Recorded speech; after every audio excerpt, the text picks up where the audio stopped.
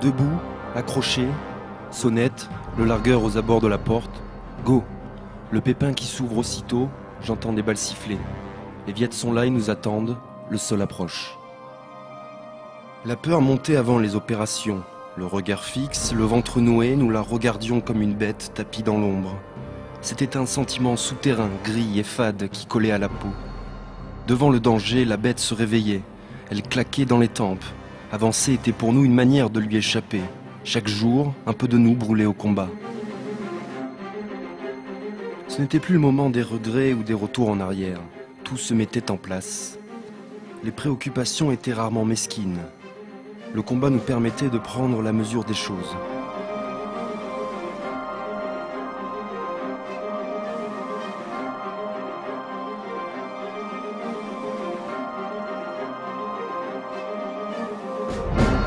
Nous avons concentré l'artillerie sur les positions viettes.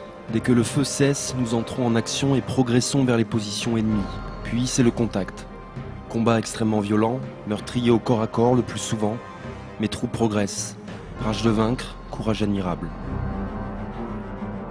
C'était dantesque, comme la fin du monde. On était collés à la terre comme des ventouses. On aurait voulu disparaître sous la terre pour ne pas être hachés. Le lien de la souffrance et de l'espoir unit officiers, sous-officiers et hommes de troupe. Unis par la même vie, le soldat devient un homme nu. Il est bon ou mauvais.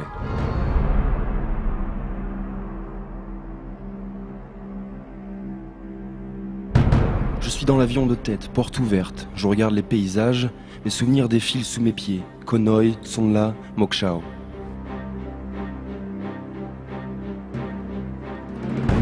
Une fumée épaisse nous entoure. La végétation est en flammes. La progression se fait à l'aveuglette. Nous continuons d'avancer dans un vacarme de plus en plus intense. Des cris nous parviennent maintenant, en français, en vietnamien. Cris de douleur, cris d'angoisse, d'ordre. Des rafales rageuses fusent au-dessus de nos têtes. Un corps s'écroule devant moi. Le 7 mai, vers 16h, nous avons enterré les culasses des revolvers. Et puis les Viettes sont arrivés. Que ressent-on à ce moment précis? Une profonde douleur. Ceux qui s'étaient battus l'avaient fait jusqu'aux limites extrêmes. On sort de son trou, on marche et on voit des foules de gens qui sortent de leur trou. On réalise que c'est fini et qu'on n'entend plus rien.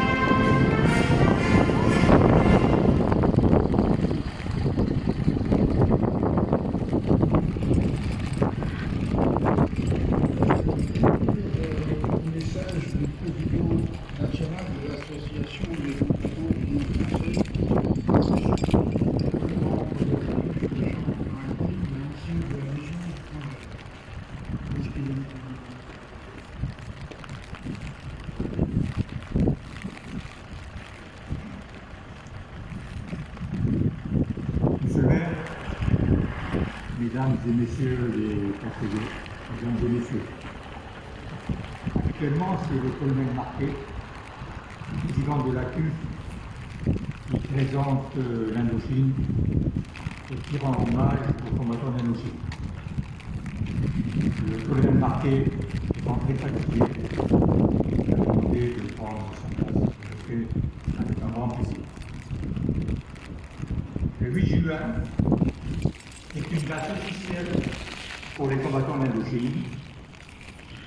En réalité, c'est une date qui correspond au 8 juin 1980, date à laquelle les cendres de soldats inconnus d'Indochine ont été déposées à la nécropole nationale de Gorée. Nous vivons dans un monde où la mémoire de l'essentiel se dilue dans la cupidité. Notre devoir est de maintenir vivant le souvenir de tous ceux qui sont tombés en Indochine. Ce devoir de mémoire doit rappeler le sacrifice de milliers de Français tombés au champ d'honneur. Il incombe à chacun d'entre nous de le rendre.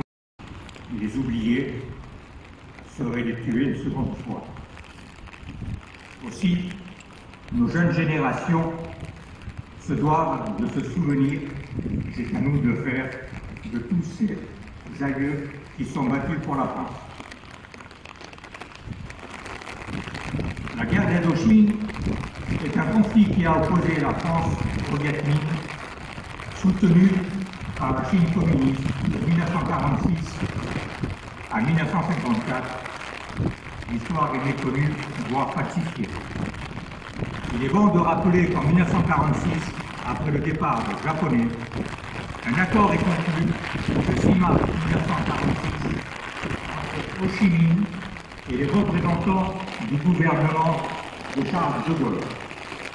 Cet accord prévoit d'accorder l'autonomie à l'Indochine française. Mais hélas, sous la pression des communistes les plus intransigeants, l'accord est rompu lors de la conférence de Fontainebleau en septembre 1946.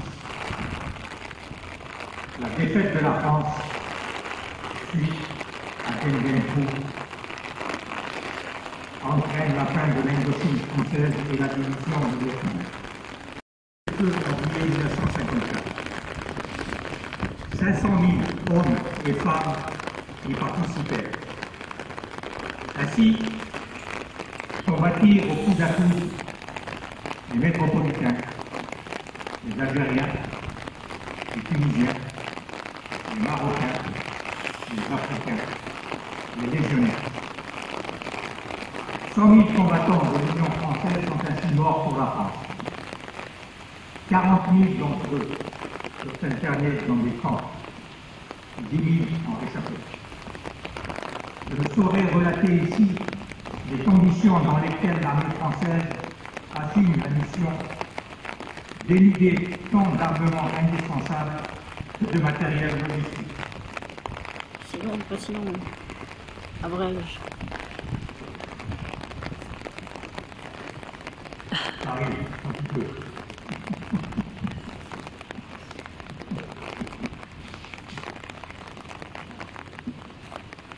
Cette guerre, quoi qu'il en soit,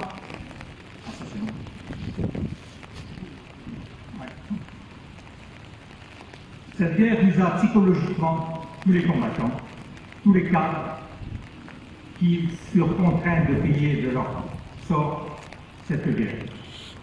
L'arrivée du général de leurs aînés rencontreront souvent l'hostilité de leurs concitoyens que d'espérance que de lui sacrifier, que d'événements masqués, d'événements piqués. Parmi ces événements occultés, il ne faut pas oublier, qui plus tard rejoignit d'ailleurs les Américains, 100 000 d'entre eux parvinrent à échapper aux Viet en se réfugiant en Thaïlande. On ignore totalement le nombre de Hmong assassinés par les Viet. 10 000 d'entre eux réussirent à entrer en France grâce à des officiers qui leur permirent de rentrer. 2 000 Hmong furent déployés en Guyane. Ils ont réussi à s'intégrer en faisant des cultures. Voilà donc succinctement évoqué ce que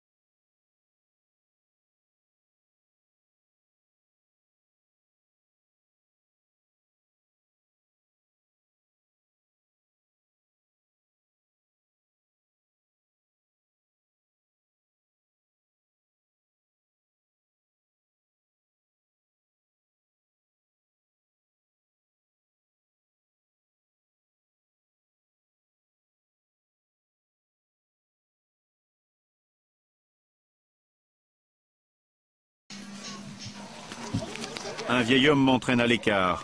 Il vient de comprendre que j'étais français. Moi, Bliang est ému. Quelques mots dans notre langue lui reviennent. Il se souvient du temps où il vivait et travaillait avec les Français. C'était il y a 50 ans.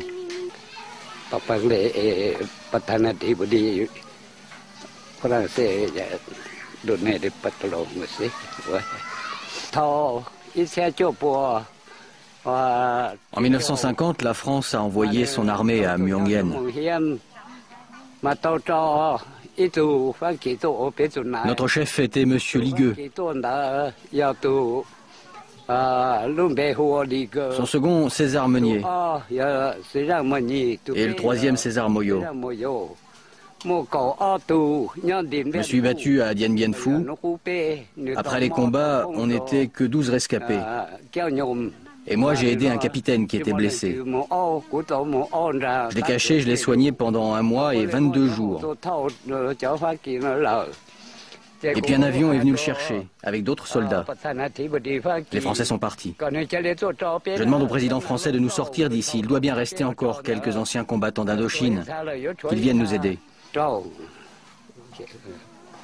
Nous sommes les victimes des guerres passées. S'il vous plaît. S'il vous plaît, on est dans la misère. Meutete nous remet cette requête. C'est l'heure du départ. Les parents de Kamla sont en pleurs. On s'est à peine vu et tu repars déjà. J'ai même pas de cadeau à te faire. Attention, et reviens vite. Dis-leur qu'on n'en peut plus. Dis-leur bien qu'on n'en peut plus. Rentrez bien dans votre pays, mais n'oubliez pas de venir nous rechercher. Ici, personne ne nous aime.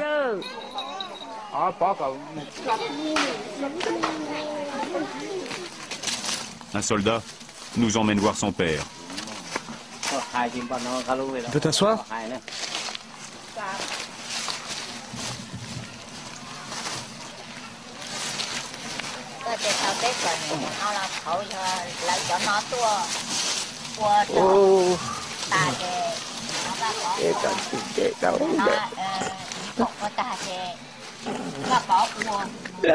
De l'aide s'il vous plaît. Ne pleure pas. Je suis à bout de force et j'ai faim. Je vais bientôt mourir dans cette jungle.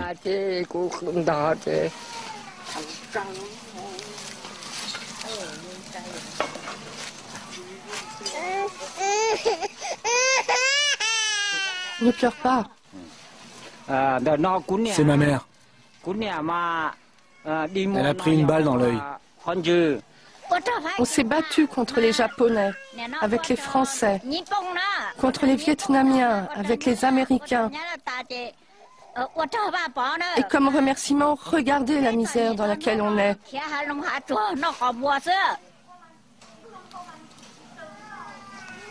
À 7000 km de l'Hexagone. Ici, l'agriculture est difficile. En cause, la pauvreté des sols et la présence de nombreux nuisibles. David Yang a tout de même eu une idée innovante. Il cultive des ananas, une culture raisonnée.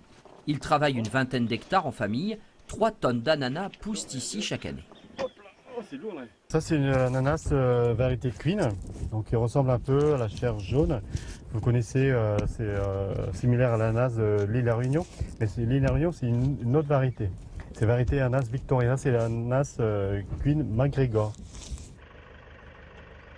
David a obtenu une aide du CIRAD de Kourou. Il s'agit du Centre de recherche en agronomie et développement. Le lycée agricole voisin l'a également soutenu. Le but, mettre au point une technique pour éviter les pesticides dans les champs. Il s'agit de paillage naturel. Les résultats sont l'introduction de paillage bio sur le rang et de paillage tôle au sol rigide dans l'interrang, et notamment ces fameux filets pour réduire au maximum l'utilisation de produits phyto. En Guyane, 90% des fruits et légumes sont produits par une seule communauté, celle des Hmong.